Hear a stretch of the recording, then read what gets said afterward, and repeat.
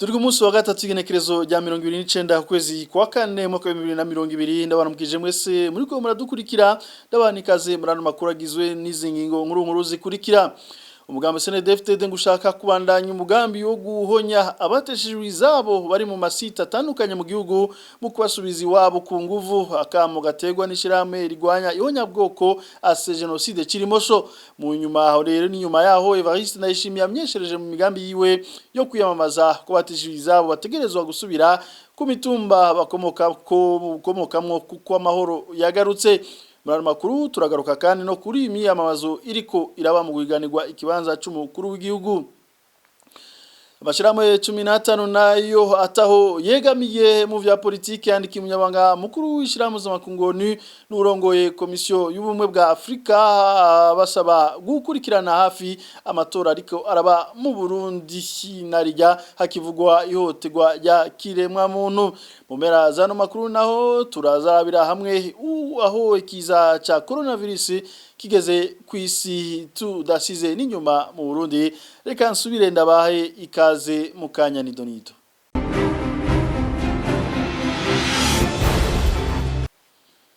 Aramakuru tuyahereye mujanye n'amatora ku munsi ugira wa kabiri wo kwiyamamaza mu kibanza c'umukuru w'igihugu mu matora yo kuwa 20 Rusama.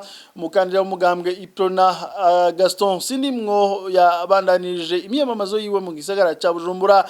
Mu imwe mu migambi afitiye mu gisagara ca Bujumbura harimwo kubaka amabarabara no gukingira abanyagisagara imyuzurira idasiba kubatera. Tumwumvirize. Ubwa mbere no guhindura igisagara ca Bujumbura kikaba kimwe mu bisagara vya mbere muri Afrika nk'ibindi bihugu.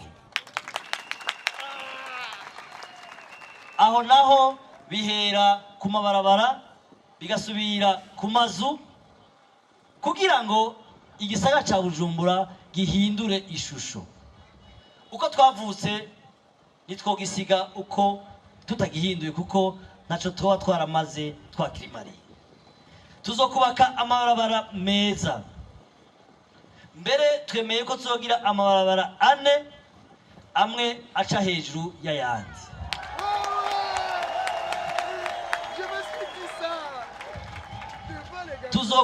Tuzokwagura amabarabara mbere ryashusho y'igisagara ciza twabona tugiye kugishira mu ngiro nimwaduhunda amajwi. Ikindi kibangamiye abanyagisagara ca Bujumbura ni imyuzurira. Twemereye abarundi yuko bwa mbere iyi misozi ihanamiye igisagara ca Bujumbura tuzoyubakako amazu meza akajako amabarabara meza kugira ngo imiserege itwara amazi tuyoreke inzira icamwo mbere tugaca tugira ikiyaga kifata ayo mazi kugira ngo ntabomore amazu y'abarundi. Ikindi nuko tuzogira uko dushoboye kose mu gisagara ca Bujumbura ntihazosubire kubura amatara n'amazi.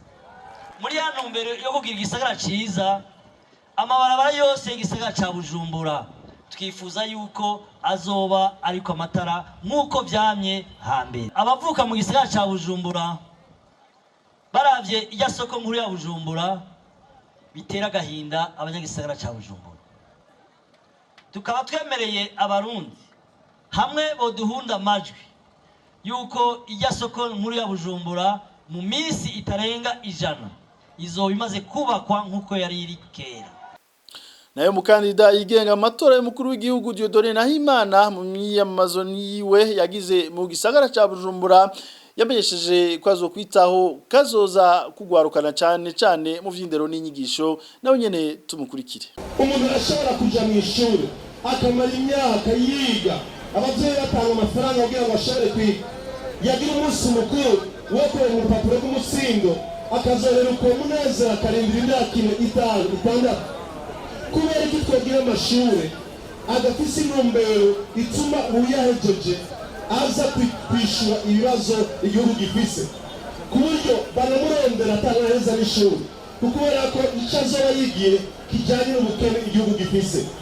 Turagomba rero yuko amashuri ari ayo kwigisha abantu kugira umwuga, aho umuntu aheza ishuri afise umwuga aho batakubwira ngo baze kurindira imyaka 3 mbere kugira ngo baze kuba umuntu ufise uburambe mu kugira akazi. Oya, uburambe burashobora kubukura mu ishure bivanye n'ubumenyi ariko ariga.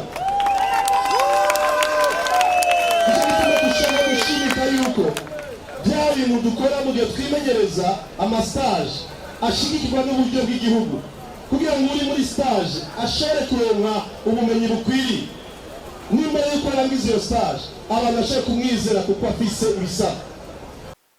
Umugambwe SNDD-FDD gushaka guheraheza guhohosha abateshejwe izabo mu kubasubiza iwabo ku nguvu ako nakamukishira hamwe rigwanya ihonya bwo kwase genocide Cirimoso ubwo bwoba bukava kumwe mu migambi yuwo ariko aritoza kwizina ry'umugambwe uri ku butegetsi mu kibanza cy'umukuru w'igihugu uko kuva imyamamazo itangura Evariste Ndayishimiye nahengeshanya kuvugaho aciye hose ko abateshejwe izabo bategerezwa gusubira mu mitumba bakomokamo uko amahoro yaramye mu gihugu. Frank Kazeno yaduteguriye ino nkuru ngo nta gituma amakambi y'abateshejwe izabo yogumaho. Kuva ku munsi wa mbere Evariste Ndayishimiye aguma bivuga mu majambo ashikiriza mu kwiyamamaza ngo yitoze mu kibanza cy'umukuru w'igihugu itariki 20 Rusama. Uwo mukandida wa CNDD-FDD akaba yarabivuze ku munsi wa kabiri Mwaro aho yasambere n'ubushinyagurira abo bateshejwe izabo. Ntidukeneye umuntu aguma yitwa ngo ndi impunzi mu gihugu ciwe c'amavukiro. Twarahuye n'ivyago, abarundi barahunga, bamwe bahungira hanze abandi bahungira hagati mu gihugu. Amaguma arahera, abari hanze barahunguka. Ariko n'ubu turacabona hari abavuga ngo turi mu masite, birateye isoni kuvuga ngo turi mu buhungiro kubera igihugu kiri mu mahoro, bacavuga ngo bari mu masite kubera iki batoba mu ngo zabo, kubera iki hajya tuhita mu masite kitoba ikigwati. Dukeneye kubona umurundi wese avuga ati ubumba mu gwanje ndumva ko nezerewe ntekaniwe mu mutima. Ariko ako kamo nyene yatereye ubugendana ku munsi wa mbere niko kakoze ku batari bake. Muri bo abenshi bakabona ko kubona ko Evariste Ndayishimiye yatangiye kwiyamamariza ahibugendana bifise ico bisigura. Naho utibuka igandagurwa ry'abateshejwe izabo barenga 600 aho muri iyo komine nyene mu 1996 bikavugwa ko ababagandaguye ari CNDD-FDD ukiri umuhari w'abagwanyi. Ishirahamwe ase genocide Cirimoso riti CNDD-FDD ishaka guheraheza akazi yatanguye. Hariho ahantu bashwiragiye hamwe hosubira kwaguka ikindi kintu kumbure n'uwo mukandida atari bagaca babamarira iyo baroye byo kwenda gute. Twebwe kwipfuza yuko bajya abantu boguma hajya mu masite de place kandi utaco yisa ntawovuga ngo nibaveyo. Arigeze kumva na musenyeri w'Igitega avuga ngo birirwa barahubira mu matongo yo bapfuye. Twebwe inkuru zidushikiye basaba yuko bo kubahiririzwa bakurikije amasezerano mpuzamakungu enga ntungiye mu bihugu hagati yatewe ku mukono i Kampala. Nukuri twifuza yuko abiyumvira gutyo babangiriye gushika igihugu kigira amahoro atamahorerane, gushika ubutungane buboneke, gushika ukuri nyakuri kubeho. Ubu uye nta n'ukuri kuraboneka. Twebwe umuntu winaranyisha ntase genocide Cirimoso nyakubahwa Venance Bamboneyo ni bamavuga ati kirazira gukangariza ko nibabeho bundi bubahaye. Amakambi menshi ni abatari yose yabatesheje izabo mu Burundi yagiyeho igihe CNDD-FDD yari ikiri umuhari w'abagwanyi. Abayabamwo bakaba bahunze ingwano zariko zibera mu misozi babamwo. Abatesheje izabo n'abagwanira agateka kazina muntu bakabona ko CNDD-FDD atari yovuga ko abatesheje izabo bosubira iyo bavuye. Frank Kazetu mukengurukire amashirahamwe 15 ataho yegamiye mu vya politike yandika umunyamabanga mukuru wa ONU n'urongoye komisiyo y'ubumwe bwa Afrika ko bokurikiranira hafi amatora ariko araba mu Burundi narya hakivugwa ihotegwa ryakiremwa muntu n'abamenyesha makuru batigenga. Vital Shimirimana arongoye Fosque akabona ko iyo hohoterwa rishobora kubandanya muri amatora n'inyuma y'amatora. Tumukurikire.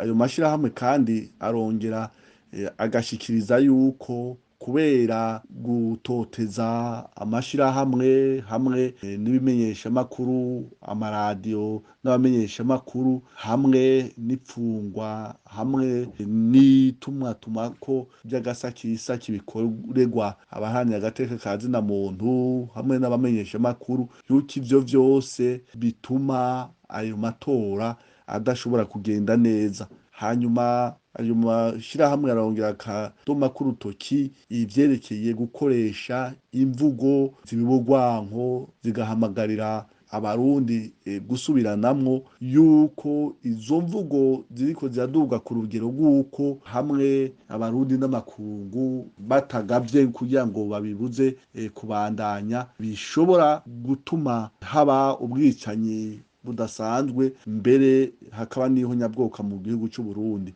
Nico gituma rero ayo mashirahamwe asaba umuryango w'ibihugu vya Afrika hamwe n'umuryango wa ONU yuko kabahagarariye amasezerano yarusha amahoro no kunywanisha abarundi bokora ivyo bashoboye kugira ngo leta y'u Burundi isubire kwicarana nabo batavuga rumwe, harimo amashirahamwe, abamenyesha makuru n'iyindi migwi, kugira bige batorira umuti ibibazo bimwe bimwe, ibibazo vy'inkuramutima. Hariho nk'ico guhagarika ubwicanyi, ico kurekura imfungwa za politike, ico gusubiramwo inzego z'umutekano hamwe n'igisirikare, gusubiramwo urwego rw'ubucamanza, hamwe gusambura umugwi w'imbonerakure hamwe n'indi migwi yitwaje ibigwanisho, hamwe na cane cane kubahiriza no gushira mu ngiro amasezerano yarusha y'amahoro no kunywanisha abarundi. Ivyo ni bimwe bimwe mu bibazo 13 ayo mashirahamwe abona yuko vyotezwa kwicarirwa. Ibisabwa rero nayo mashirahamwe yigenga mu vya politike n'ivyatevye kwigaragaza abantu batatu bo mu ntara ya Cankuzo atawuramenya irengero ryabo kuva kuri uyu wa kabiri ku mugoroba. Umwe n'umwigisha yigisha kw'ishure shingiro ya Butanyerera muri komine ya Gisagara yitwa Akade Butoyi, uwundi nuzi kw'izina rya Alayi, uwundi nawe ntarashobora kumenyekana. Igipolisi kivuga ko kiriko kiragira amatoza kugira kimenye abantu iyo bari, ariko imiryango yabo ikabifisa amakenga kubishobora gushikira babo. Tubibaze Reverien Bazikamwe. Abantu banyuruje abo bagabo batatu babasanze ku kirabo bita ku Kayaga hari nk'igihe cy'isaha 2 z'ijoro kuri uyu wa kabiri. Bamwe muri bo bari bambaye impuzu z'igipolisi c'u Burundi, abandi bari bambaye impuzu zisanzwe, ariko bose bari bafise inkoho nkuko bamwe mu bari begereye kuri ico kirabo babivuga.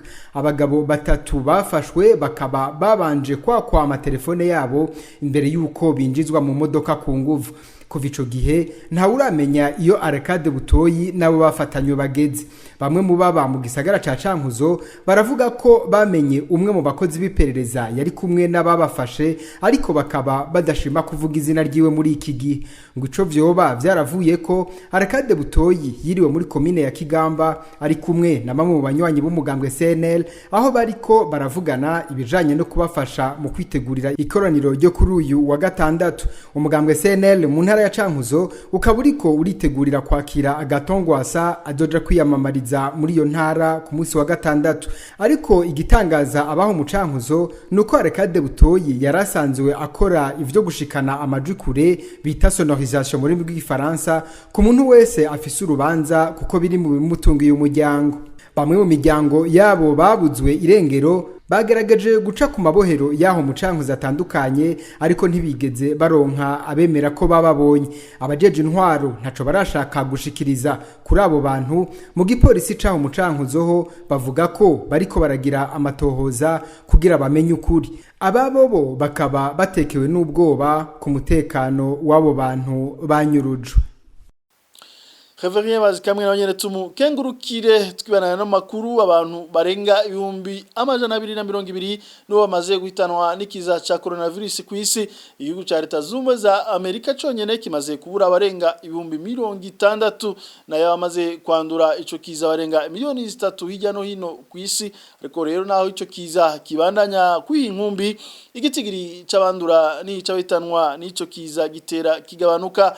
Mbere n'ibihugu bimwe mu vyari byafashe ingingo ruhasha zo gugumiza abantu mu ngo, ubu biriko birafata ingingo zo gutezura gahoro twabitegurira mugenzi wacu Thierry Bigirindavyi. Ico kiza gishasha ca coronavirus nubu ntigisiba gusatsika inganda kuva cadutse mu mpera z'umwaka uheze mu gihugu c'Ubushinwa. Naho abantu barenga igice c'ababa kw'isi buganiriye mu mazu kugira bagabanye umurindi wo kwandukira w'ico kiza, nubu bapfa n'abandura baguma bongerekana ku munsi. Igihugu ca Leta Zunze Ubumwe za Amerika nico gisinzikaye kurusha ibindi kuko abantu barenga umuriyoni bamaze gufatwa nako karanda, nukuvuga hafi ca gatatu c'abanduye bose kw'isi, nayo abarenga 60,000 baramaze kwitaba Imana muri ico gihugu ca Leta Zunze Ubumwe za Amerika bahitanywe na coronavirus. Ivyo biruko mu gihe kw'isi yose abantu barenga 220 bamaze gupfa bahitanywe n'ikiza ca COVID-19. Igihugu kizubwa kabiri mu bimaze kubura abantu benshi ni igihugu c'Ubutaliyano kimaze kubura abantu 27,000 mu barenga 220 bamaze kwandura. Ibihugu by'Ubufaransa na Espagne kimwe kimaze kubura hafi 24,000. Mu gihugu ca Espagne amaze kwandura ico kiza ni 232, mu gihe mu Faransa amaze kwandura ku karanda ari 130. Mu gihugu c'Ubwongereza hamaze gupfa abantu bashika 21 bahitanywe n'ikiza ca COVID-19. Naho ivyo bitigiri bikiri hejuru cane, ico kiza kigenda kigabanuka. Ibihugu bimwe byo ku mugabane wa Buraya hamwe n'ibyo ku mugabane wa Amerika vyatanguye kurekura abantu bave mu mazu, ariko bitibagiye n'ingingo zimwe zo kwirinda ico kiza. Kuri uwa kabiri igihugu ca Espagne n'igihugu c'Ubufaransa vyaratangaje ko bigiye kurekura abantu buke bakava muhira bakaja ku mirimo. Igihugu c'Ubufaransa gitekanya kuzopima abantu kunzu kugira barabe ko hari wanduye ico kiza guhera ku wa 11 Rusama. Buke n'amashure n'amaduka bikaba bizotangura kugurura, kiretse uburirobe n'ubunywero bizoguma vyugaye. Kwifuka ku munwa ariko bikazoba ari itegeko mu biyunguruza bakoresheje imiduga yunguruza abantu, ariko kandi akaba atazofata urugendo rurenze ibirometero 100 atasavye uruhusha. Mu gihugu ca Espagne naho nyene baramenyesheje bimwe mu bizokugurura, ariko amashuri muri ico gihugu ntazoshobora kugurura imbere y'ukwezi kwa Nyakanga. Ikindi kizoguma kibujwe muri ico gihugu nukujaho binezerereza ku kiyaga be no kwinjira hagenewe kuba abageze mu zabukuru imbere y'uko ukwezi kwa Mukakaro kugera. No mu Budagi abantu bagiye gusubira gusohoka, ariko naho nyine mu maduka canke mu modoka zunguruza abantu kwifuka ku munwa rizoba ari itegeko. Ku mugabane wa Afrika naho ico kiza kitarasasika inganda nkuko bimeze ahandi, naho nyine kiguma ciyongera. Abantu bashika 1,500 muri Afrika baramaze guhitanwa na COVID-19. Abashika 33,300 nabo baramaze kwandura. Igihugu ca Algeria nico casinzikaye kurusha ibindi ko kimaze kubura abantu 132 mu barenga 3,500 bamaze kwandura. Misiri nayo imaze kubura abantu 337 mu bashika 5,000 banduye uwo mugera. Maroc imaze kubura abantu 132 bahitanywe na coronavirus mu bantu 4,120 bamaze kwandura uwo mugera. Aha mu karere igihugu ca Republika ya Demokarasi ya Kongo nico kimaze kubura abantu bashika 28 mu bantu 160 banduye. Muri Tanzania abantu bashika kuri 10 baramaze guhitanwa na COVID-19 mu barenga 300 bamaze kwandura uwo mugera. Mu gihugu cacu abantu 15 nibo bamaze kwemezwa ko banduye uwo mugera, umuntu umwe muri abo akaba yaramaze kuhasiga ubuzima. Gushika ubu nta ngingo ziboneka igihugu cacu cafashe mu ntumbero yo guhangana n'ikiza ca COVID-19. Ahubwo igihugu cose kiri mu myiyamamazo yo kwitegura amatora muri rusamu no mwaka, kandi nta ngingo zo kwikingira uwo mugera ziboneka ahakoranira isinzi ry'abantu. Igihugu c'u Burundi kandi kiri muri bitatu kw'isi vyabandanije amahiganwa y'umupira w'amaguru nk'uko ivyo vy'ikiza ca COVID-19 bitabaraba. Ivyo bindi bihugu akaba ari Belarus n'igihugu ca Tajikistan. Thierry Bigirindavyi turumukengurukira imbere gusozera ano makuru. Abamenyesha makuru bane b'ikinyamakuru Iwacu barakwije kuri no wa gatatu imisi 191 bafunzwe, bakaba baciriwe umunyoro wo gufungwa imyaka 2 n'igice hamwe n'iyadabu ingana n'umuriyoni umwe umuntu umwe na sentare nkuru y'igihugu mu ntara ya Bubanza. Tuze ko abamenyesha makuru bahagaritse ubwenekerezo rya 22 gitugutu umwaka weze mu ntara ya Bubanza, bakaba bari bahagaritswe bagiye gutoza inkuru muri komine Musigati ariko abera intambara hagati y'abitwaje ibigwanisho n'abajeje umutekano. Christine Kamikazi, Agnes Ndiribusa, Terence Mpozenzi na Egide Harerimana bakabagirizwa gushaka guhungabanya umutekano w'igihugu. Inano rya makuru twabatse kuri musi wa gatatu cyo tuyasozera kandi abashimye mwese mariko muradukurikira na huta.